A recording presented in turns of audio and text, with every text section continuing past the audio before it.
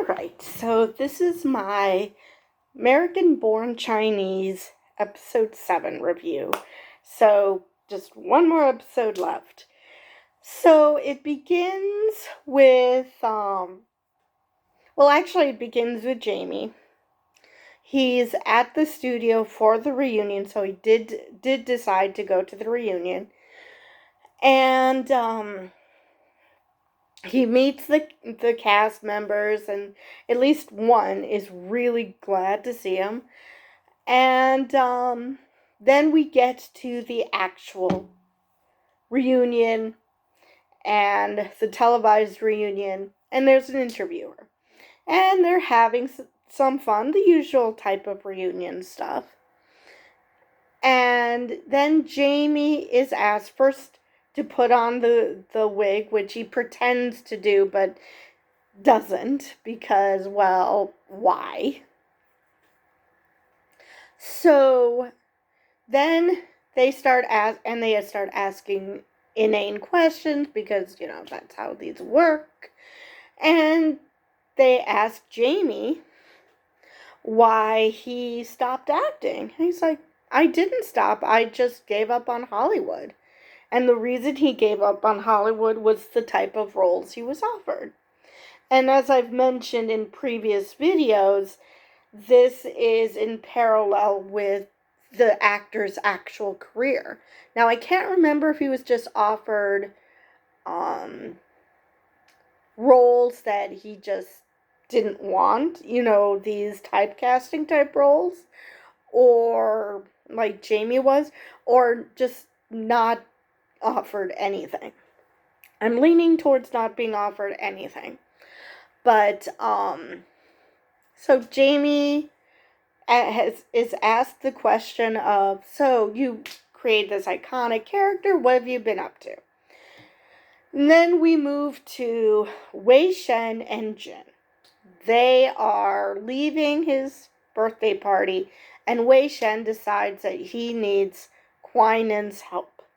So they go to visit Quinan, and it turns out that the pendant that they thought was the fourth scroll was not the fourth scroll. And so Jin comes up with, and if they still had the pendant, I actually like this idea. The bad guys don't know that that's not the fourth scroll. So just give them the pendant, and, in exchange for his father, and all is well, right? But unfortunately, the pendant was eaten by a dog. And she's like, yeah, it's been a strange day. Now, when these types of characters are saying that something is strange, it's strange. So Quinan basically gives up and says, I'm taking you home. Jin, you should go home. And Wei Shen was being so sweet and saying, thank you for being a good guide. And it's like, but I wasn't a good guide. I did nothing. And actually, he was pretty much actively trying to push back at the thought of being Wei Shen's guide. But then again, he didn't know what he was supposed to do anyway. So it was a combination of pushback and not really understanding what he was supposed to be doing. So, So Jin leaves, and the next day, you could see he can't sleep. So the next day, he goes to, his mother takes him to school, and she's like, yeah, I'm going to go be visiting your aunt for a couple of days. And she's like, I'm going to be leaving stuff in the fridge if you're hungry, and don't remember that trash day is on Mondays. Like, wait a minute. I thought you said a couple of days. Which I'd say that maybe they're talking a week now, because it's obviously more than a couple of days, and I can't imagine that he would be a stickler for 2 or 3. So I'm going to say that this is like a week in advance. And so Jin asks her if they're splitting up. If his parents are splitting up. And she doesn't say anything. So he goes to school, because she doesn't want to be a downer right before school. She doesn't want to concern him, which on the one hand is really sweet, but on the other hand, yeah, what exactly is he supposed to think with that conversation? It's like, yeah, don't worry about it. Well, why'd you say that then? So, he goes to school and he's totally bummed. He meets up with his coach, who is excited about the game and that Jin's going to have to start because the other starter got food poisoning. And he can't understand why Jin isn't more excited, because something tells me all this coach cares about is soccer and doesn't think that people have lives outside of that. Because he even phrased it that he went out and got food poisoning, which seriously reminded me of the way people used to talk about pregnancy, that so and so went out and got herself pregnant, as if this is a one person thing. It's not something that you intend. Well, some women intentionally go out and do, but in this case, you do not intentionally go out and get yourself food poisoning. That's not the way this works. So Jin's like, I just haven't been sleeping well lately. And of course, the coach immediately talks about how excited he is for the game, and he assumes that that's why Jin can't sleep. Because again, it couldn't possibly be that there's other stuff going on in a person's life outside of soccer. And now, most high school coaches actually teach something, at the very least, Phi Ed. I wonder if this coach does even that, because it's just. Anyway. So, Jin sees Amelia and he attempts to tell her what's wrong. But he successively has to get higher and higher and higher and louder, because out of nowhere comes this pep rally, I guess. It's a couple of cheerleaders and the mascot, and you can't hear shit. So then the mascot finds Jin and he's, coming at him. He's, trying to psych him up for the game or something, which is tomorrow again. It's not like it's later that day. It is the next day. It's not like they're just about to go on the bus. And Jin, of course, is seriously annoyed at this point, and he's bummed because his parents might be divorcing. So he punches him in the stomach. So, of course, the principal immediately says, I want you in my office now. And I mean, Jin felt bad about it immediately. It's not like he felt bad about it in the sense that he's in trouble. It was more of a, oh my God, what did I just do type thing. So while he's sitting outside of the office, Anuj calls him and sends him a link. He's like, dude, you're on TV. Now, we go back to the reunion, because Jamie then explained, first we see the montage of how Jamie is a viral sensation. And you can see the pained expression on Jamie's face watching this, while everybody is laughing uproariously, because obviously seeing that on loop is super funny. So, and it probably wouldn't have been so bad, except it was always him saying what could go wrong. Now, it would probably be funnier if he said that before the bad thing happened, but they didn't even get that right. So, Jamie goes on this monologue about how he didn't give up on acting, gave up on Hollywood, and why he did. And as I mentioned in previous videos, this parallels what happened to the actual actor, because I think in his case it was just that he wasn't being offered roles. It wasn't that he wasn't being offered, that he was only being offered certain types of roles. He just wasn't being offered anything. So, he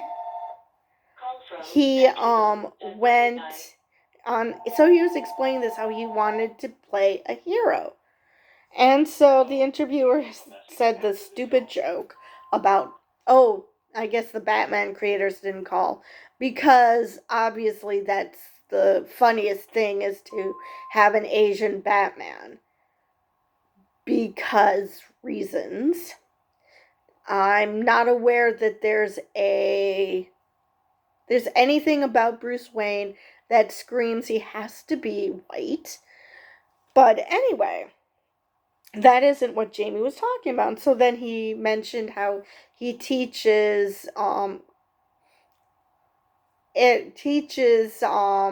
classical Greek and the plays, and of course in this case he was teaching Julius Caesar, and the contrast was stunning.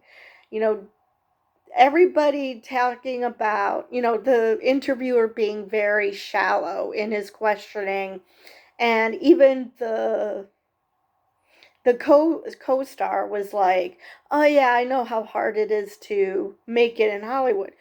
And I don't doubt it's hard for any actor to make it. But when you're dealing with people who have pigeonholed an entire minority group as you should do these types of roles, then it's really hard. And so then he goes into how he wants to play the hero. And so he has to explain to this interviewer what he means by that. Because, it's the contrast of Jamie being this intelligent, well-spoken, and deep individual, contrasting this schmuck of an interviewer who thinks that, all he is a bunch of laughs because he portrayed an iconic character. So he explains what he means by hero, and Jen is watching this, and as he's watching this, and I was starting to tear up listening to him. Maybe, I don't know if it's just because of that's the way it was, or because I know that the actor was having issues after as a childhood actor, because I didn't see him after Goonies. So maybe a bit of both. I don't know. So then Jin's parents come. They go into the principal's office. And then the principal seriously shit herself. She was talking to Jin's mother, saying how, oh, I know how your type of mothers are, how your family works. And I don't know if Jin's mother was legit confused. It's possible she was legit confused. But she was like, I have no idea what you're talking about. Well, there must be a reason he's acting out. He's a teenager. Well, that's fair. Raging hormones will do that. She even pointed out he's in puberty, which embarrassed Jin, but not wrong. Puberty sucks. But, so, the principal was, so sure that she had their family pegged, that they're academically driven, that Jin's mother must not be showing a lot of, emotional support, that she's just a taskmaster, because that what she was taught was what Asian families do. And which was hella annoying. And then she goes on about this plot thing. The P stands for paying attention, which Jin already explained to her that their name is Wong, not Wang. So, and what does the father do? He points that out to her. He gave her a talking to. He dressed her down, put her in her place, all the while being extremely polite, extremely calm, where he leaned into the stereotypes of them being academically driven, and Jin's and Chinese mothers being strict on their children. He leaned into that, but he gave an explanation. She's not being too hard on him. She's pushing him, but at the same time, she is supporting him, and she's only doing as much as she feels he can handle. And, oh, and by the way, if you were really paying attention, you would know our name is Wong, not Wang. And I just loved it so much. Being put in her place, the way Jamie put the interviewer in his place, because he's not the shallow being that the interviewer was trying to portray him as. So obviously I think what Jamie said is going to resonate with Jin, and it's going to lead him to help Wei Shen, provided he finds out that Wei Shen is still around. So Jin's father says, go to class. So obviously he's not suspended. But, so we don't know if there's any consequences to his actions. So we don't know if he's going to be able to make the soccer game. Granted, it's not even sure if he was planning on making the soccer game because of all the things with Wei Shen. Again, provided he knows that Wei Shen is still on Earth. So he leaves, and I don't know if he knew that Jin's mother was planning on staying with her sister for a couple of days until Jin said it, because he looked surprised. So it's, without Jin having to say anything, it's pretty obvious what's bothering him. So they walk to their cars. They and they just have a discussion. Obviously, she's very thrilled that he stood up for her. And he's like, you've asked me what happened to the man I married, but what happened to the girl I married? So yeah, things are starting to smooth over between those two, which is great. And it's always nice to see something like this where adults smooth over their differences like adults. That's unfortunately unusual. So as this is going on, Wu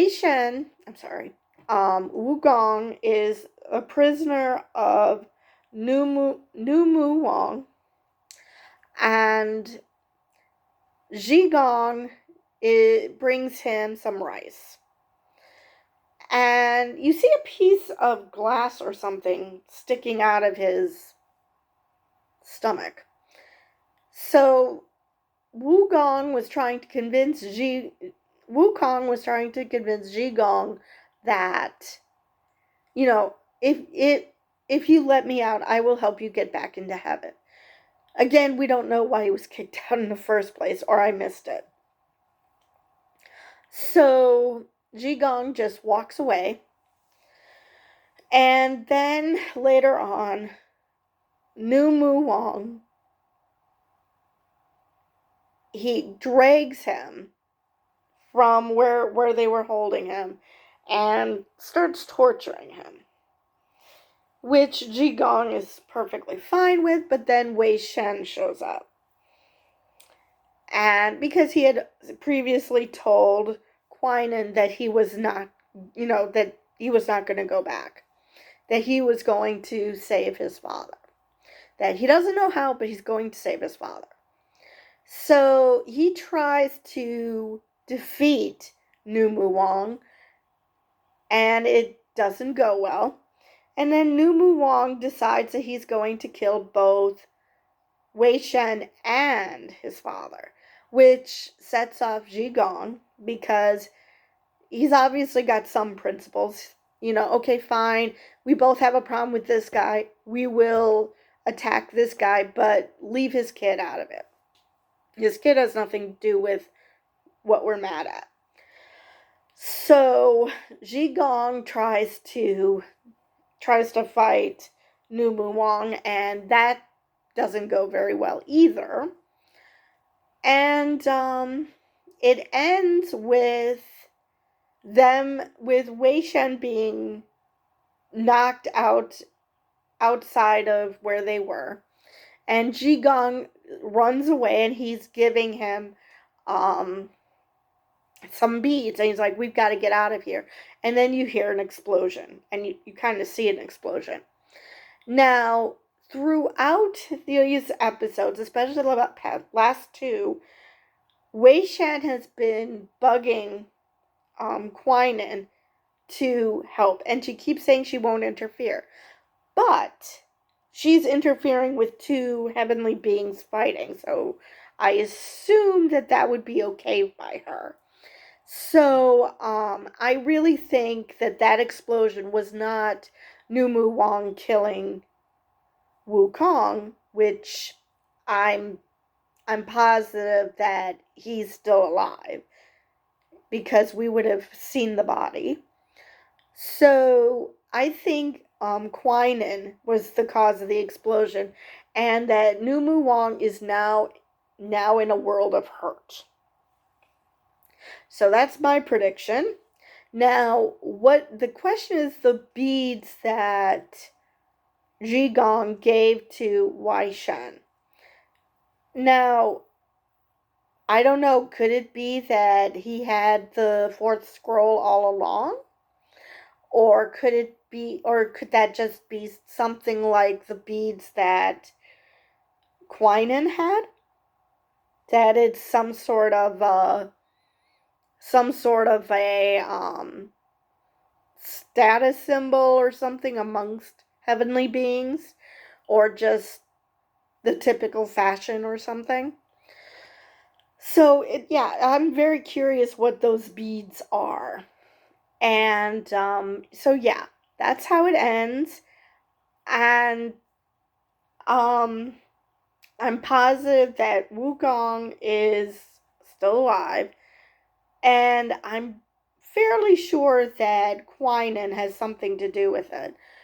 Now it's just a matter of how she's involved and how much hurt is Numu Wong.